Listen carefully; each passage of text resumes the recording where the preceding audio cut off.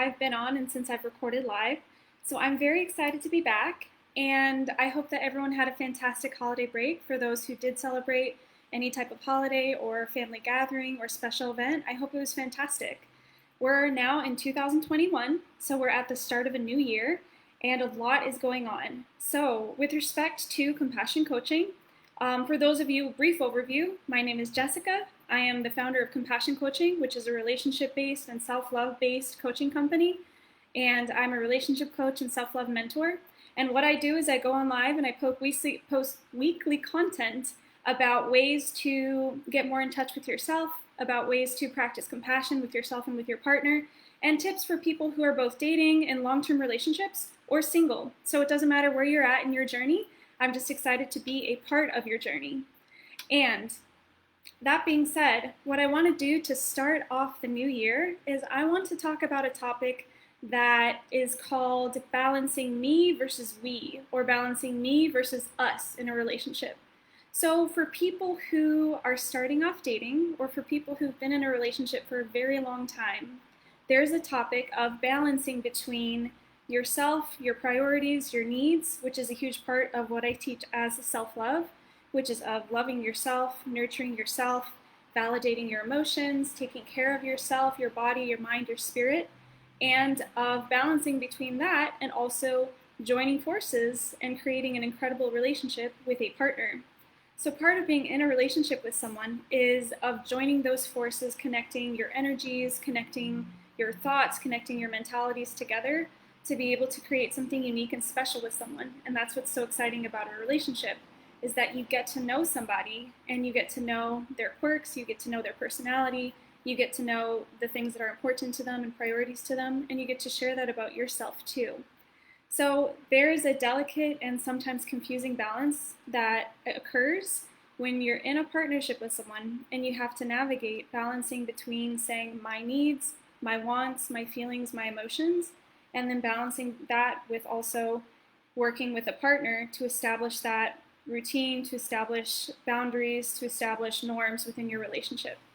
So something that I see even people who are hesitant to get into dating, that they hesitate towards, is of not wanting to let their identity be something that they no longer are able to fully control independently. So a lot of what I see is sometimes when people are getting into relationships or they're in serious relationships dating, that there is a hesitancy to allow themselves to be more unified with another person, or maybe there's a more of an independent mentality of I've got to do my own thing, you stay over there, I'll stay over here, let's coexist peacefully. So there's no right or wrong way to do this, as long as you establish with your partner what your boundaries are and you establish what your norms are for your relationship. And I know it can be scary when people are dating, and I know it's scary to allow that identity to merge with someone else's, and instead of saying I'm going to do this, to say how about we do this, or I want us to talk about this.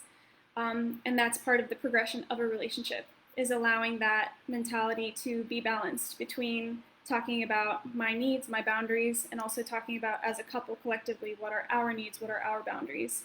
So in short, there's no right or wrong answer as to how to do this. And I do want to point out that there is a fear or even a potential trigger point of people holding back in merging with somebody in a relationship because of a fear of loss of identity, a fear of changing behaviors, a fear of, well, if I change that about myself, then who will I be? Or does that mean that this person is changing my identity? Or how much should I change for this person? How much should I not?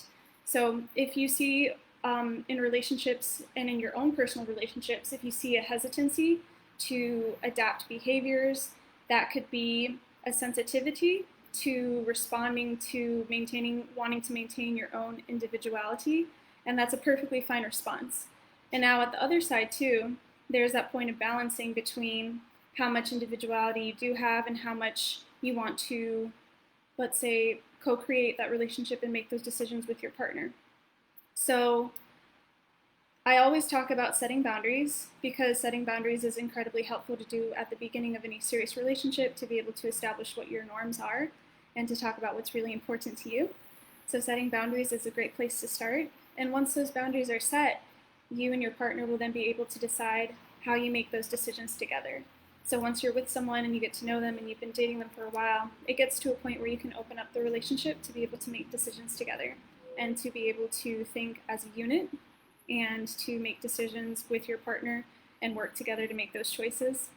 So all that comes to say that there's no short or quick answer, but that it's definitely valid to be able to understand that there is a way to balance maintaining your own schedule, your own patterns, and your own individuality, while also thinking of yourself and your partner as a unit, as a team, as people who make decisions together, and as people who take on life's challenges together. So there are ways to balance that. Being in a relationship does not always correlate to a total loss of identity, and it does not mean that you have to sacrifice things that you care about. It does not mean that you have to give up behaviors you used to enjoy, now you can no longer do them. And it does not mean that you have to lose a part of who you are that you don't want to lose. When you're evolving naturally in a relationship, if there are parts of previous behaviors or previous things you used to do that you're no longer interested in doing, then you can choose to drop those. However, if there's something that you're not ready to let go of, or there's something that still means a lot to you, you don't have to let go of that in a relationship once you talk with your partner about what your boundaries are. And that's also part of negotiating a relationship too. These are some of the, I like to joke, less sexy things to talk about in a relationship, because we have a misconstrued perception that relationships are all about getting swept off our feet and all about romance and all about butterflies and hearts and just the sky opening up with the sunshine. But that might be symptoms of an initial attraction and initially falling in love with someone.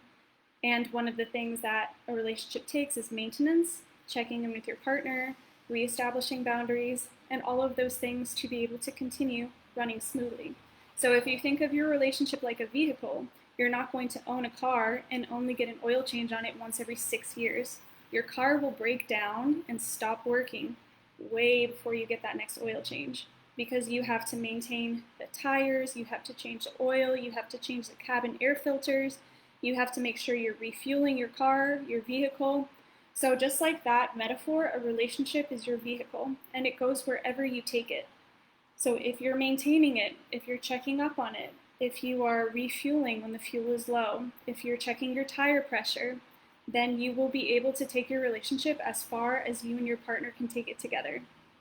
So think of that metaphor when you think of these less sexy aspects of setting boundaries and of talking about what does it mean when I have needs, what does it mean when we have needs, and in balancing between talking about me versus talking about us, meaning yourself and your partner. So this is something that is incredibly relevant when we think about, especially, let's say, in an American culture, where we have a lot of individuality and a lot of importance put it on our independence. There can be some challenges when it comes to shifting into making decisions as a unit, and when it comes into shifting to say, well, what's best for us right now, if you're in a serious relationship and if you've been in a committed relationship for a while. So what's best for us? And also respecting, here are what my needs are. So I know at the moment this might not be ideal for me, but I'm okay with compromising with you on this because I realize that in the long term this will be great for us, and it's not disrespecting my boundaries, so I'm going to go ahead and adapt. So just understanding that while still respecting your boundaries, being okay with adapting and not losing that piece of your identity. So there's that difference.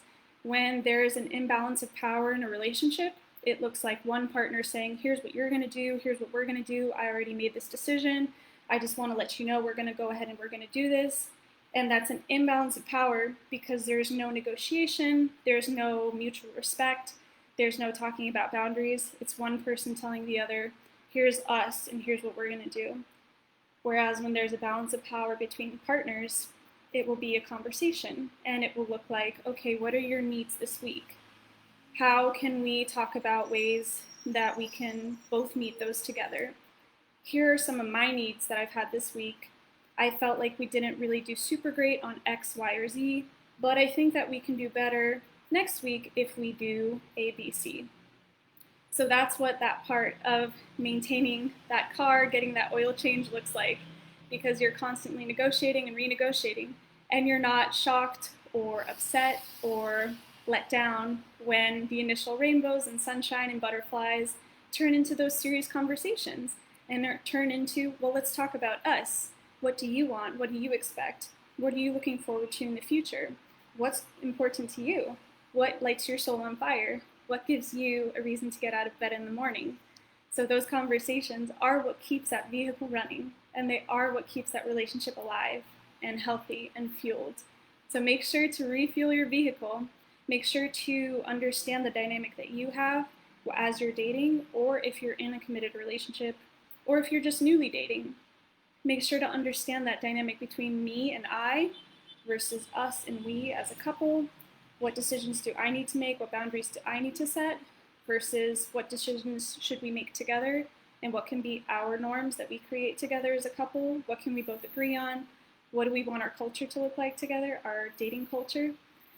And understanding that there could be a sensitivity and a reluctance to want to say, okay, I normally go to the gym at 4 p.m., but I know my partner wants to join me, so I don't mind waiting until 6 p.m. when she or he gets off work.